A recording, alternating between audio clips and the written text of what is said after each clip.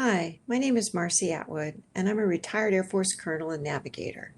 I'm also a member of the Women Military Aviators, or WMA as we call it, which was established in 1978 by the Women Air Service Pilots of World War II. WMA preserves and promotes women pilots, navigators, and aviators that serve our nation in times of peace and war. We do that through historical, literary, or educational means. I happen to be on the historical committee, and I want to tell you how their story has helped us. So we had a brigadier general pilot retire from the Air Force after 30 years. And she was out riding her motorcycle like a year later and died in an accident. And that was like our wake-up call. Because up to that time, we had noted through all the years articles written about us from public affairs offices in the military. And also, I was aware at the time of some of the services efforts to take oral histories of some of these women. Those oral histories are available, but only through the military historical agencies. And those public affairs releases about all the things that we did over all those years, well, that was just the tip of the iceberg. And they were just short news releases, 3 or 5 paragraphs long. And it didn't really explain what it is we went through being the first women to fly modern military aircraft in the early 70s. We started in 1973. And the last time women flew airplanes was in World War II, the Women Air Service Pilots, or the WAS.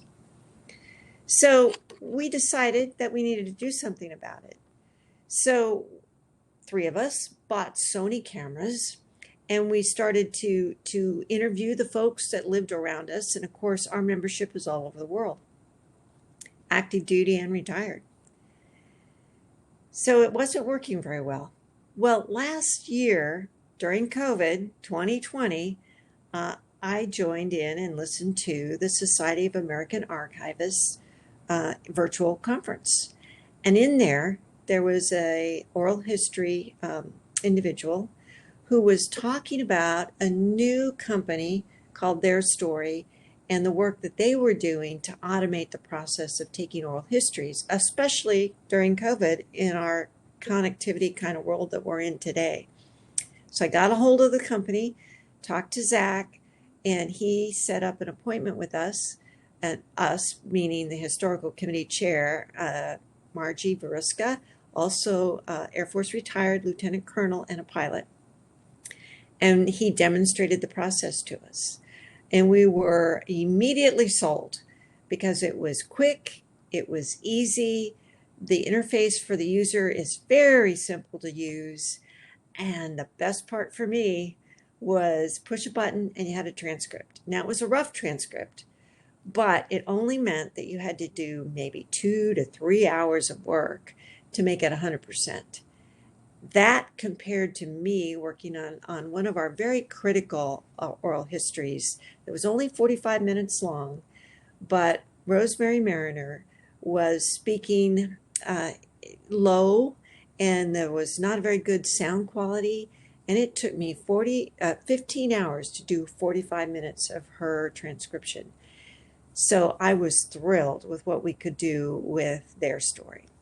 Now, the cool thing about TheirStory is that they are a very attentive staff.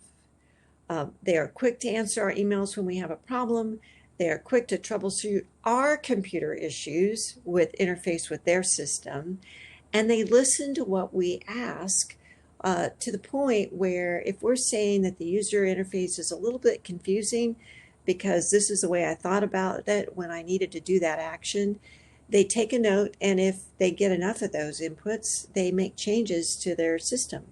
So they're very attentive and very supportive. In addition to that, I haven't asked directly, but it must be part of their business model to be very collaborative and to support their customers with options or assets or other companies that provide them the full service of archiving, from accession or acquisition to preservation. So TheirStory has connected us with Avery, which is a platform that would be able to be seen by the public, those interviews that we have. And we're about to speak with permanent.org, which is the preservation aspect of our oral history program. So it's an engaging platform, and it's easy to use, especially for the person you're interviewing. All they have to do is get the link from you, open up the link, and then you push a button for record, and you've got an oral history started. So I want to encourage you, if you're part of any organization, or if you have a family members or a family business, that you want to start capturing their histories and what they've done in their lives and the lessons they've learned to pass on to your great-great-great-grandchildren, then please consider TheirStory. It's a marvelous platform, and we couldn't do our program without it.